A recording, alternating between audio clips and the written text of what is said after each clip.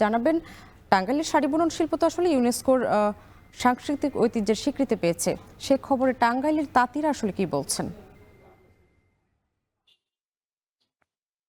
আমি আছি টাঙ্গাইলের পাত্রাইল এলাকায়। এই এলাকায় যারা তাঁত শিল্পের সাথে যারা জড়িত তারা বলছেন যে টাঙ্গাইলের শাড়ির একটা ঐতিহ্য রয়েছে দেশ এবং দেশের বাইরে। এই ইউনেস্কো স্বীকৃতি দেওয়া এতে করে আরো বেশি গুরুত্ব পেল। তবে যারা ব্যবসায়ী এবং তাঁত শিল্পের সাথে জড়িত যারা রয়েছেন তারা বলছেন যে এতে করে টাঙ্গাইলের যে হাতের তাঁত রয়েছে সেই হাতের তাঁতের শাড়ির চাহিদা আরো বাড়বে। তবে সেই চাহিদা মোতাবেক তারা সরবরাহ করতে পারবেন না। এর কারণ হিসেবে তারা বলছেন যে বিগত সময়গুলোতে টাঙ্গাইল শাড়ির যে পরিমাণ চাহিদা ছিল সেটা অনেকটাই কম। এর কারণ হিসেবে তারা বলছেন যে বাঙালি নারীরা আগে যেখানে প্রতিনিয়ত শাড়ি ব্যবহার করতে, এখন তারা ঈদ, পূজা বা বিভিন্ন উৎসব ছাড়া তারা শাড়ি ব্যবহার করেনি, যে কারণে এই তাঁতের শাড়ির যে একটা চাহিদা ছিল সেটি কমে গিয়ে তারা থ্রি পিস বা অন্যান্য পোশাকের দিকে নজর দিয়েছিল। এতে করে এই টাঙ্গাইল শাড়ির ব্যবসায়ী থেকে শুরু করে কারিগর বা শ্রমিক যারা রয়েছে তারা অনেকেই অন্য পেশায় চলে গিয়েছেন। এই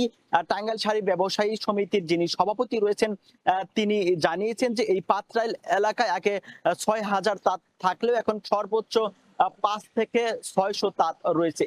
তিনি বলেছেন যে প্রায় ৮০ থেকে ৮৫% এই টাঙ্গাইলের যে শাড়ির তাঁত সেটি বিলুপ্ত হয়েছে। তারা বলছেন যে ব্যবসায়ীরা অনেকেই ক্ষতিগ্রস্ত হয়েছেন। কেউ ঋণ করে, কেউ ব্যাংক লোন নিয়ে তারা এই তাঁতের ব্যবসা শুরু করেছিলেন, কিন্তু এই বিক্রি না হওয়ার কারণে, লাভ হওয়ার না ফলে কিন্তু তারা অনেকের ব্যবসায়ী ক্ষতিগ্রস্ত হয়েছেন। আর এদিকে টাঙ্গাইল চেম্বার অফ কমার্সের পরিচালক যে বসাক রয়েছেন তিনি পলাশ বসাক বলছেন যে টাঙ্গাইল শাড়ির চাহিদা বাড়বে এখন অনেক করে, কিন্তু এই যে হস্তশিল্পের যে তাঁত বা হাতের তৈরি যে তাঁত থেকে যে টাঙ্গাইল শাড়ি উৎপাদন হয় সেটি এখন সরবরাহ করা যাবে না। তিনি বলছেন যে তাদের যে সোনার ডিম দেওয়া হাঁস কারিগর, সেই কারিগররা অন্য পেশায় চলে গিয়েছে, যে কারণে তারা পারবে না। তো এই ছিল আমার কাছে টাঙ্গাইল শাড়ির সর্বশেষ তথ্য।